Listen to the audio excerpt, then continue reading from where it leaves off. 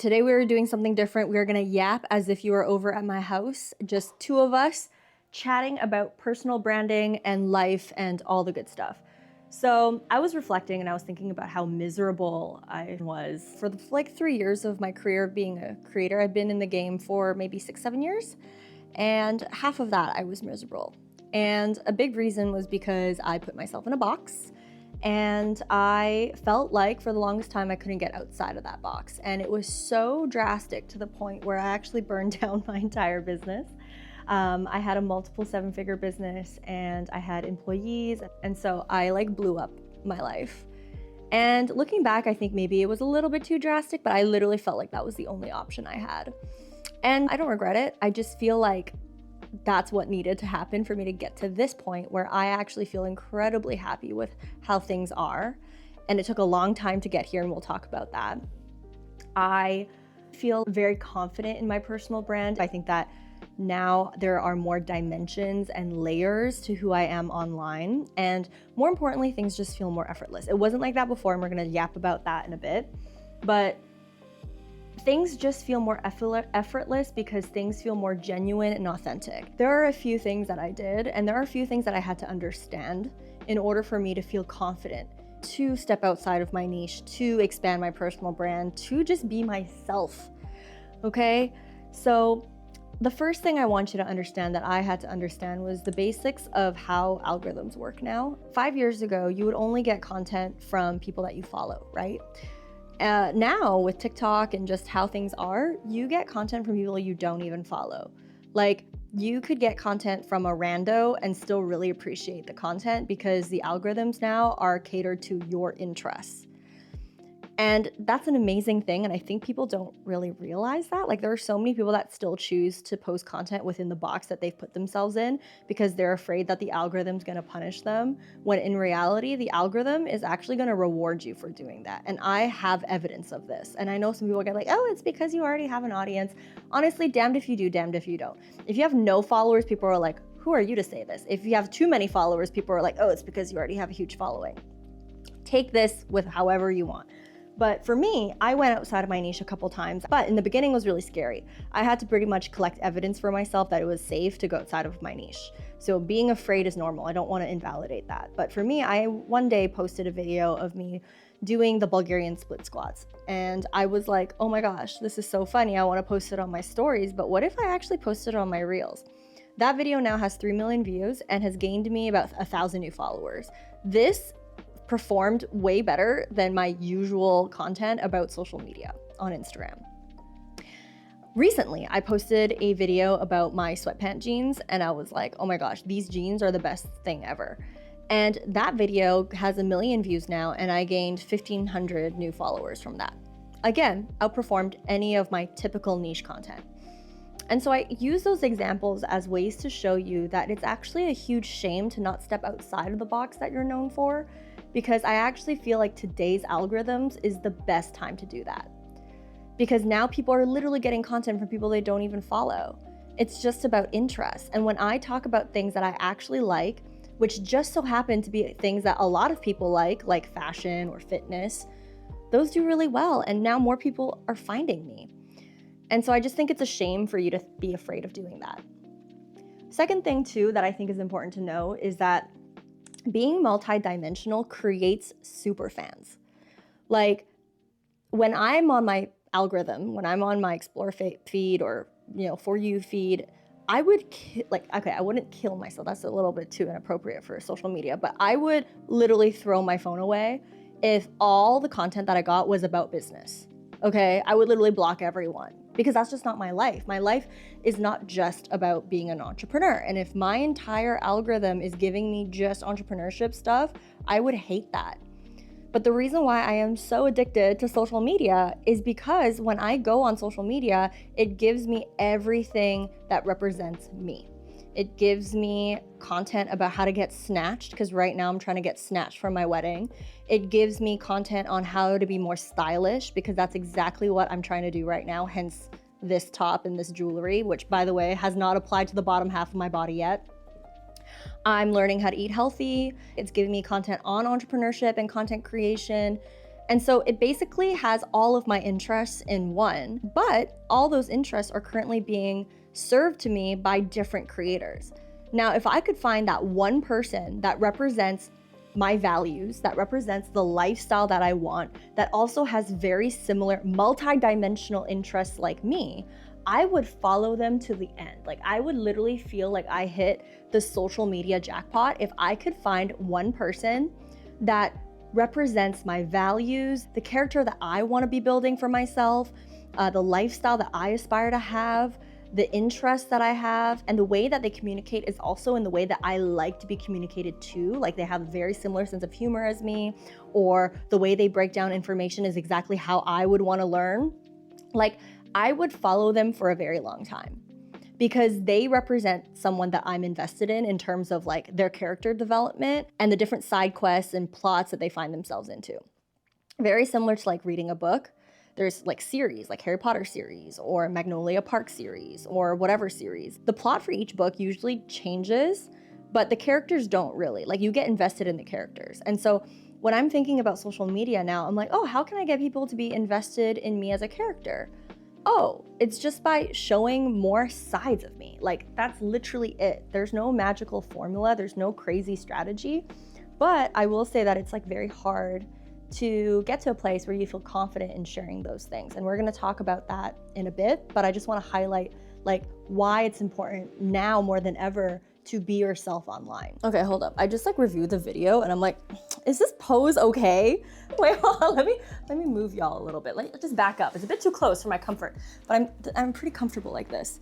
I have my Hello Kitty pillow. But anyways, okay, not last thing, but another thing I'll talk about, which is why I think it's important now more than ever to be yourself, is just future-proof yourself. Like, you think that you being niche is gonna be helpful for you, and it is potentially in the beginning, especially if you're selling a product, right? Like, if you're selling something, I get it. But you also have to understand, like, from a personal brand standpoint, it's very unrealistic to think you're gonna talk about the same thing for the rest of your life and still be happy. Like, there's gonna be some people that can easily detach from that. Like, there are some people where clearly they use social media as a way to play a character and they're totally okay with that. For me, not so much. I don't think that works for me. I just don't like fake. I'm not calling these people fake, but I'm just overperforming. Like, I just don't like performing. Like, I get allergic to performing. And so I feel like when you can create more pockets for people to like be invested in, that actually makes it easier for you to pivot into business opportunities in the long run. So for me, I ended up starting a milk tea business with my fiance. And I am so glad that throughout my journey of being a creator, I have at least featured me drinking bubble tea, or I've talked about my love for bubble tea casually over on my socials. It made pivoting into that business so much easier. And in fact, so many people in my audience guessed right that that was the business I ended up starting. My only regret is not doing that even more had I known that later on I'd be opening up that type of business. And so all this to say, I think it's really important to talk about other things other than what you're known for or what you're an expert at, because there is going to be a day where maybe you're tired of talking about that thing and you want to talk about something that you're more passionate about or that you're more interested in, and it makes it easier for you to enter other opportunities without losing like half of your audience. It's kind of like when you're friends with someone, you've got your sport friends and you've got your fashion friends or creator friends and you've got your business friends. But for me, the friendships that I have kept the longest are friends where I can talk about a bunch of different things because we never run out of things to talk about. But if I have a friend that's like, oh, this is my party friend, the moment I stop partying, we're not really friends anymore. Like, there's literally nothing to talk about. And so I kind of see it that way with social media as well, where you want lifelong friendships with your audience. And in order for you to do that, it's almost like you've got to expand the things that you can talk about. Okay, I'm getting more and more comfortable. This is becoming like a rot with me session. This is what I would talk about with my friends who are in the creator business if we were just hanging out like in the living room. But anyways, one more thing, and then we're gonna move on to me actually talking about what I did personally that helped me get unstuck. But the last thing I wanna touch on in terms of why this is important for you to listen or to rot with me and to yap with me on this is happy creators make consistent creators. And when you are unhappy, it doesn't matter what the reason is, okay? It doesn't matter if it's not logical. If you are not happy and you hate creating, you will not want to create. Like, yeah, sure, you might like automate stuff and schedule stuff and batch stuff and, you know, do what you're supposed to do, but deep down, it's gonna catch up to you. It's gonna catch up to you. You're gonna be like, wow, I hate this. And then you're gonna burn, I don't know, it's a cage. You're in a golden cage and it sucks. If you can find a way to reignite that passion again and to be happy and to like your audience, not resent your audience, like that feeling is priceless. And so that's what I really want to share with you guys about, is how I did it. And I would say that I'm not like, actually, no, I would say that I'm there. Like, I want to be humble, be like, oh, I'm not there yet. But no, I'm there. But it took a long time to get here, for me to even get to this place where I can just lie down on my back, because I'm literally turning 31 in April. I need to lie down. Like, can you please be nice to me in the comment section and let me know that it's okay to make content like this, because this is amazing. But anyways, okay, I do have a list of things that I want to talk to you guys about in terms of what I did. Okay, are you ready? Number 1, stop putting labels on yourself, especially when you are in a stage where you're trying to creatively recover, okay? What do I mean by this? We are so eager to put ourselves back in a box because that's all we know. So even though you desire to be outside of that box, the moment that you have that freedom, you're gonna immediately want to put yourself back in that box by default, because you're conditioned to do that. So I'll give you an example. Okay, so for me, I am so conditioned to thinking that every single piece of content that I do needs to have a call to action. It then needs to link to like an offer or something that I'm selling. Like everything needs to be monetized. And I remember the moment that I came back from like my sabbatical, I was like, oh shoot, what is my call to action? Who am I gonna be? What am I gonna be known for? What is the offer that I'm gonna sell? And let me reverse engineer that in terms of the content that I need to create so that it all links back to money. And that is one of the worst things that you can do to yourself, because you are again putting yourself back in that box. The problem that you're going through is that you cannot let go of control.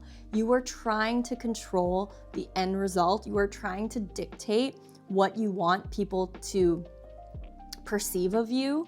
You are not letting go and trusting the process. And there's a quote that I saw from Sun Yi. He's amazing, by the way. I'll put his socials here. He's like such a great storyteller. He put something on Instagram that said, plans reveal themselves as you take the next step, but not if all you do is plan and not take a step. And that's exactly what you're doing when you are trying to reverse engineer like monetization.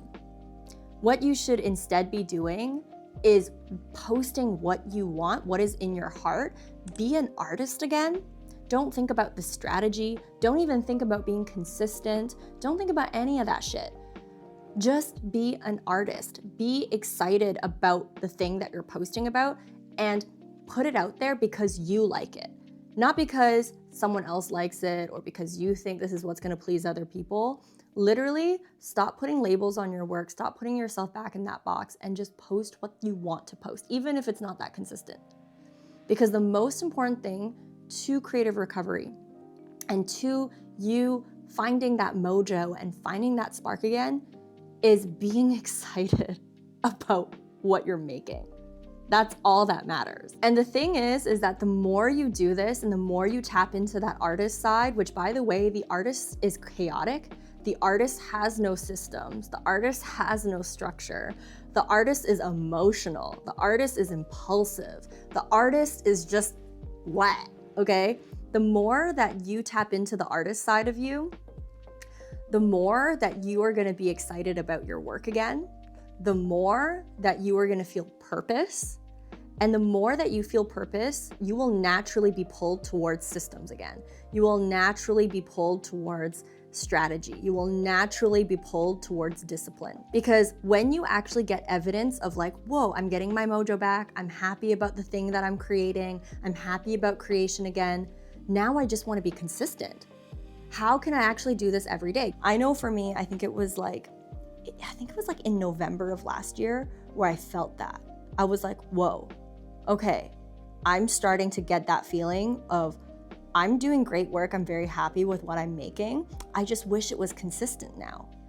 And it took me a while to even feel like I liked my work, because it took so much of like, I don't know, should I post this? Should I not post this? What are people gonna think? Yada, yada, yada. And I had to read like The Creative Act by Rick Rubin and do the Artist's Way workbook from Julia Cameron to like get to myself to a place of actually being okay with like just being. And I just recommend you read those books. I recommend you read the Rick Rubin book first and then do the Artist's Way book. But it took a while to even get to that place. And it was almost like I had to be inconsistent and I had to just post whenever I felt like it in order for me to finally be like, oh, I like creating again. And now I'm frustrated because I wish I was more consistent. And the things that I was so afraid of doing, like hiring a team member again, or being disciplined, or actually wanting to work, those naturally came back from me honoring the artist side of me for a season. And now, fast forward to today, I'm like, whoa, who am I? I'm like waking up at 6:30 a.m. naturally because I want to get to work because I'm excited about my work. Whoa, who is this? I actually want to have systems. I actually want to batch my content. I actually want to ask for help. I actually want to hire people to help me distribute my work because I actually like my work now. And so I think the main thing of this journey that I've been on, and by the way, it took me a whole year. So like 2023, I went on a sabbatical, a whole year off, which is a privilege to do. 2024 was when I came back, and that was like a shit show because I was literally like, who am I? Oh my gosh, I want to put myself in a box pronto, and now I'm like scared because I don't have this safety net. I don't have this box. I don't like, who am I? What's the label? What's the call to action? What's the offer? How does this all link to whatever? I was like trying to literally control the process before I even actually had done anything. And the thing with my journey, at least, is things just naturally unfold and things just naturally happen as you take each step. But what doesn't happen is when you try to control your whole journey and you try to like be a PR manager for yourself and you just try to dictate how you want to be perceived, and you want to like, you know, just add so much structure to everything. It's basically the antithesis of why you wanted to step outside of your niche in the first place. And I think a lot of people are really scared of that freedom. But naturally, as you play in that freedom, the structures will come back because you'll feel a natural pull towards it. Another thing too is you have to recognize that it doesn't work looking for other people that do the thing that you want to do. Like, you are a category of one, and you just have to recognize that. Like, if I looked around for people that were filming videos horizontally like me right now, just lounging like this, wearing a fancy top at the top and freaking sweatpants in the bottom, we would not be here right now. Like, stop trying to find a blueprint. Stop trying to find someone to copy and to emulate. Like, be yourself.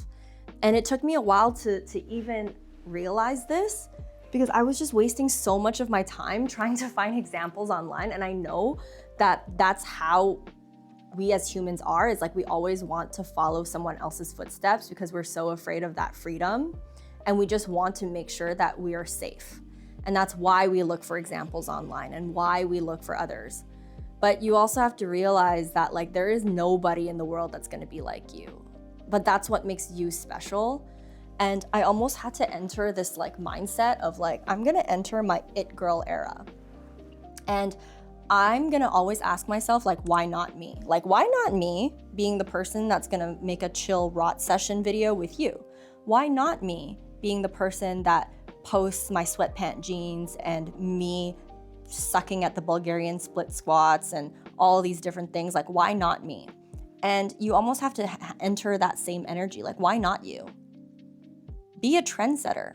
Like, the reason why things become popular is because one person decided to go outside of the box and do it. And you need to have that confidence in yourself that you can be that person. Okay, my lighting crapped out because it's getting dark and it was distracting me from filming because I was like, yo, I look fucking ugly. Should I sit here? Okay, I think this is better. Let me fix the situation. I'll be right back. Okay, we're gonna migrate again if this location does not work out. But anyways, another thing a lot of people ask me is like, oh, but like, do I have to rebrand my entire thing? Like, how did you do that pivot? Because I think a lot of people think it was like a hard pivot, but no, I think I started with Instagram stories. And I think it's about cultivating a sense of safety.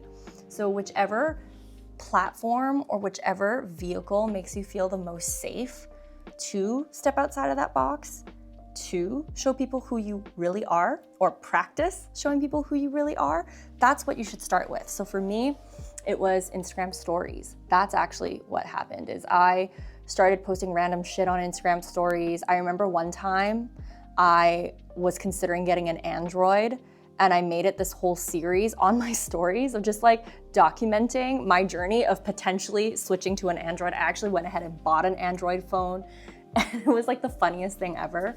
And to see the response of people who were like vastly interested in my journey of getting an Android, it was like evidence for me that like, oh, people are actually interested in things that I'm interested in. Like people like this side of me. And there was other shit that I did on my stories as well, but that basically gave me permission and evidence that it was safe to be myself and that I am loved for being me. And then from there, I took that same energy and I started to experiment with posting things on my Instagram Reels, like a permanent post on my feed. And lo and behold, I got evidence again that there are people out there that like my stuff when I don't talk about my typical niche things. And I got evidence that like, whoa, I actually gained more followers doing this and more views. Not that those matter, but again, it was evidence that I can talk about things outside of what I'm known for. And I think the problem that I see when I talk to people who ask me, how do I do it? How do I do it? It's like, well, have you done it yet? And they're always like, no, I'm scared to. And I'm like, well, the first step is to do it. Like, you can't live your life being like, oh, I can't talk about this, or creating these invisible rules for yourself. You have to post it and you have to see what happens. That's just how it is. It really goes back to the quote that my friend Sunyi said, which was, plans reveal themselves as you take the next step, but not if all you do is plan and not take the step. And I think that's really the theme of what it looks like to reinvent yourself, is to take it one day at a time, collect evidence one day at a time, rather than like using ChatGPT and trying to sit down and rebrand yourself in one night and then suddenly think that you're gonna wake up and be that person. Sure, that's a great start. And a lot of times it is a part of that process of sitting down being like, who am I? What do I want to represent? But the real work is actually doing the damn thing. And it takes time. And that's why I keep emphasizing it took me a year, not including the year I took off, like not even including the year I took a sabbatical. It took me a year of coming back to business and being an artist again and posting whenever I wanted, posting it scared, posting it frightened, getting evidence that it was safe and it was okay. But anyways, I'm rambling at this point. What's important is that you cultivate a sense of safety for yourself. Pick a platform where you feel safe in. For me, it was Instagram stories, definitely not YouTube. And so you'll see even in my YouTube videos, it's still contained.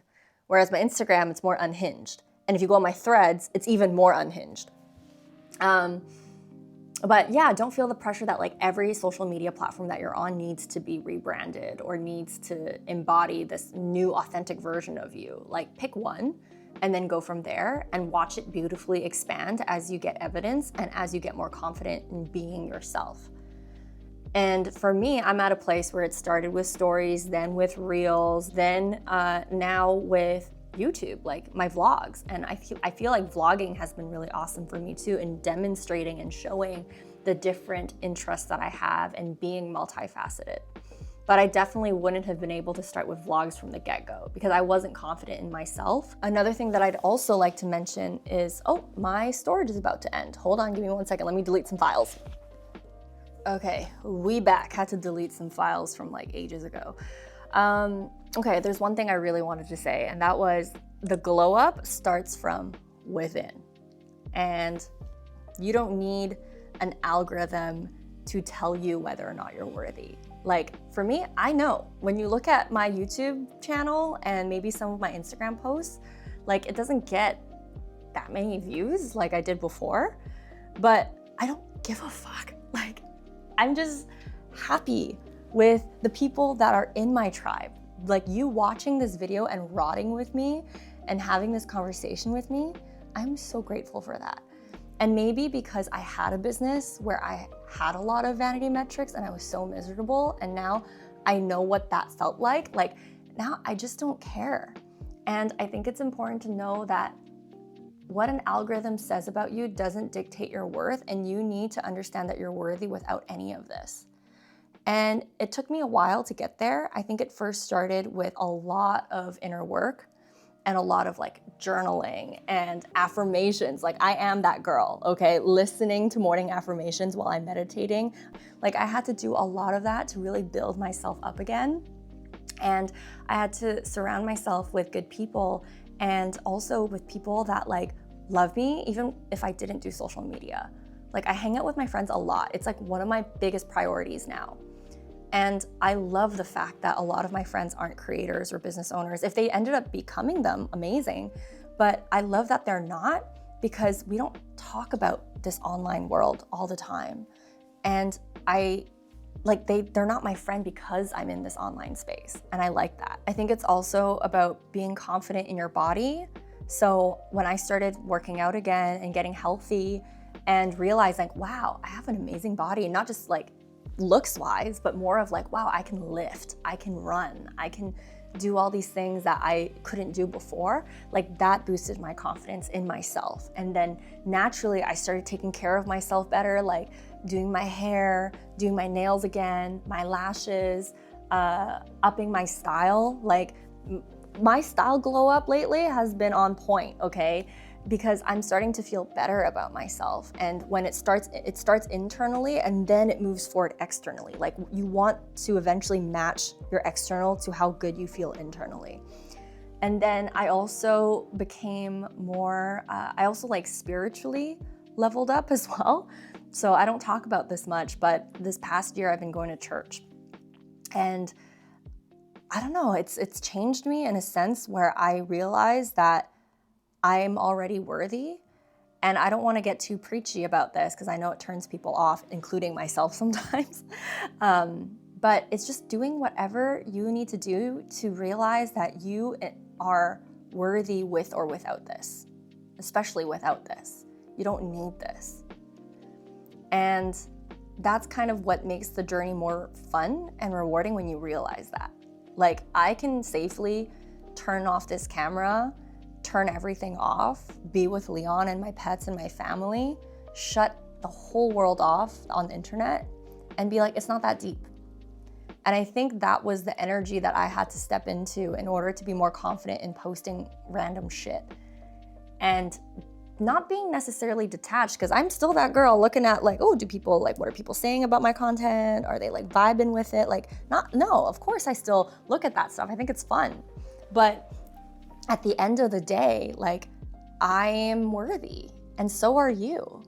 And it's a whole journey and a whole process to get to that point. There's levels to that shit. It starts internally with you believing that, and you might have to go to therapy in order to get there.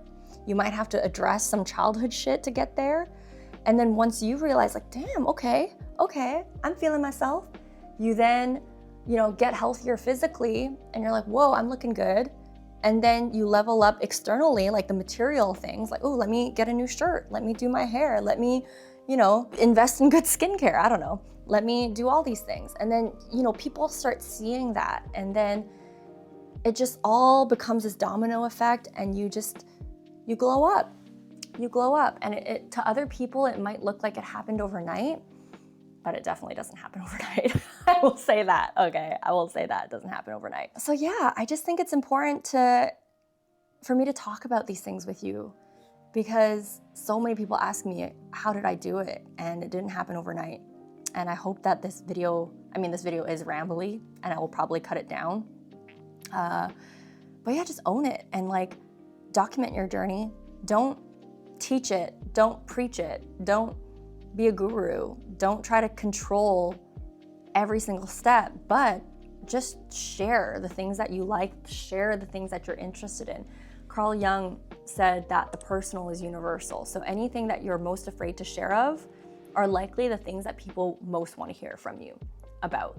It doesn't just apply to like really deep stuff and vulnerable stuff. Like being authentic doesn't mean being incredibly vulnerable to the point where you have no privacy and you're sharing all your traumas. But for me, when I do content now, I'm like, oh, if I think that these sweatpant jeans are awesome, then someone else out there might think that. Or, oh, if I feel like, I don't know, switching to an Android phone, there might be someone out there that is also considering switching to an Android phone. By the way, it did not work out. I did not end up switching to an Android phone. And so like, that's kind of how I think now when I create content. It's like, oh, if I found it helpful, there must be someone else that needs to hear this too. And I think that's what prompted this video to begin with, is like, I wish someone just sat down horizontally.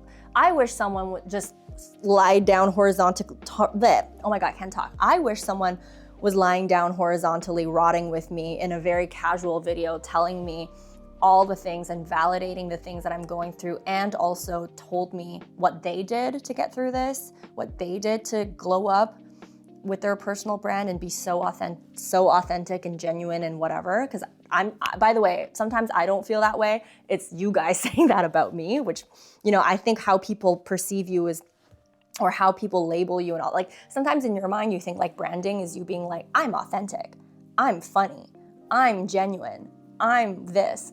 But no, real branding is what other people are saying about you.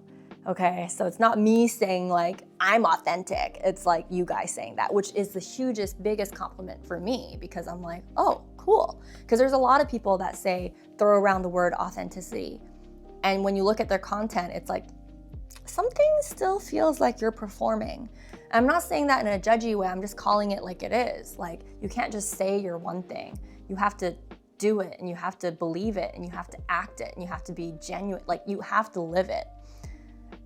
And people can see through that. And it's okay if you're not there yet. What's important is you share glimpses and you share your journey. You don't teach it, you share it. And there's gonna be someone out there that appreciates you for it. Like for me, this past year in 2024, like the best thing that I ever did was post a video about how I don't have all the answers and how I'm still figuring it out.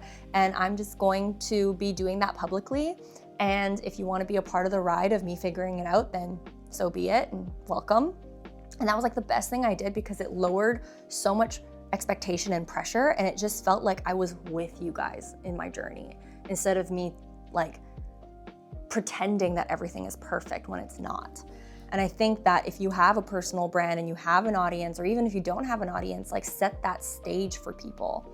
Don't try to create these levels or hierarchies. Just be like, hey, we're in this together, and you'll be surprised by how much support you get. And finally, just like own it. Like for me, another great thing that I did for myself was update my bio and being like documenting all my side quests.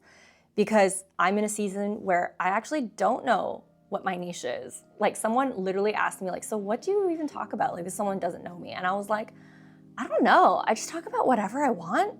And yeah, like I really couldn't explain to this person what I did. And I was actually kind of proud about that. But I started to make it my brand almost. Like I almost like made it a thing. Like I'm documenting all my side quests. I am nicheless, or this is who I am. And it almost makes it easier to step outside of it once you've claimed it, once you've claimed that part of your journey. And so anyways, oh man, I'm gonna have fun editing this video. I don't even know if I'm gonna post this actually, we'll see. But I think I should. I think a lot of people might appreciate it. I don't think this video is gonna get a lot of views, but I don't really, it's fine. It's fine, it's fine. But anyways, I hope you guys had a fun rot sesh with me. If you have any questions, ask me in the comments. I'm not sure if I covered everything. I probably didn't. This was just like stream of consciousness with a little bit of chicken scratch on the side of reminding me of certain points I wanted to share. But I hope you had fun rotting with me. Sorry if I didn't make too much eye contact with you. I think this is just, I don't know, it's kind of hard to make eye contact when no one's in the room to look at. But I hope you enjoyed this video. Let me know if you like the style of video. If you don't, well, too bad. And I will see you in my next one. Here's another video that I recommend you watching. Okay, bye. Take care. See you in the next one.